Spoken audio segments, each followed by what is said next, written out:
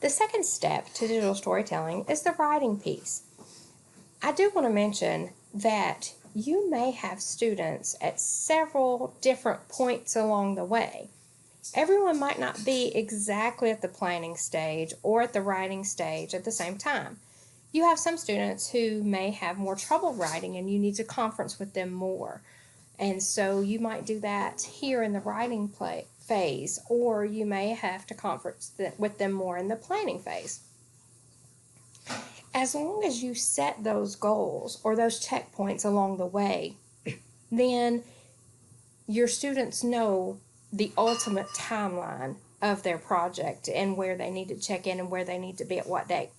I also find it very helpful for the teachers to create a digital story that they're expecting, the level and quality that they're expecting of their students, so that they can show them, or you can find one online that you can show them.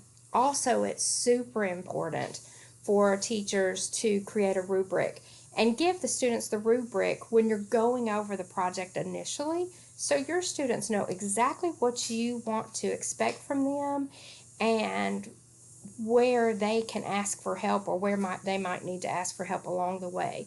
Also, I would have those due dates set and those checkpoints set and listed either on or underneath that rubric as well. So it's very clear from the beginning of this project how long the students have for each step and each stage, and when you expect them to move on to the next. The second part is the writing part, and that's probably the most important step of the digital storytelling process. Again, if you have a horrible written story, just because it's digital is not going to make it a great story there. I've given you several suggestions here of different ways that students can use technology to write their story. Of course, Google Docs, or if you're a Microsoft district, Microsoft Word. Read and Write is a wonderful add-on for your students. If I were a teacher in the classroom and had my students every day, there were two things that I would spend my classroom money on, or my own money if I needed to. One would be Nearpod, and we're not really talking about that in this session, but if you've never heard of Nearpod or checked it out, you may want to. The second thing is the Read-Write extension for all of my students in my classroom. There's a free version that has some great resources, but for the writing piece, the paid version is the absolute best. Students can highlight websites, they can highlight their reading, and it automatically takes that highlighted material and puts it into a Google document for the students. A lot of times I find our students don't know how to study, and this is a great way to be able to help your students understand and know how to study.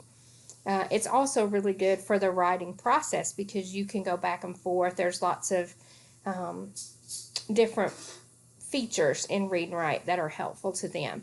I'm sure that Read and Write's probably here at this conference. My friend Mark Callahan is probably in the booth. I don't work for Read and Write. Maybe I should, but I don't. But if you get a chance to stop by in the exhibit hall and see him, tell him Stacy Jennings from Williamson County sent you by. Also, if you don't want to use Google Docs and you don't want to use Microsoft Word, Drafting here is a free website that allows you to write and type on your story to keep your story there as well. I've added here Pixar 22 Rules for Storytelling because these are rules that were actually created by Pixar writers and artists from that company, and it's a great thing to be able to pull up for students who might be having a hard time writing, who are having some writer's block. It's a great resource to share with your students along the way and helpful for them. So I've really liked it and wanted to share it.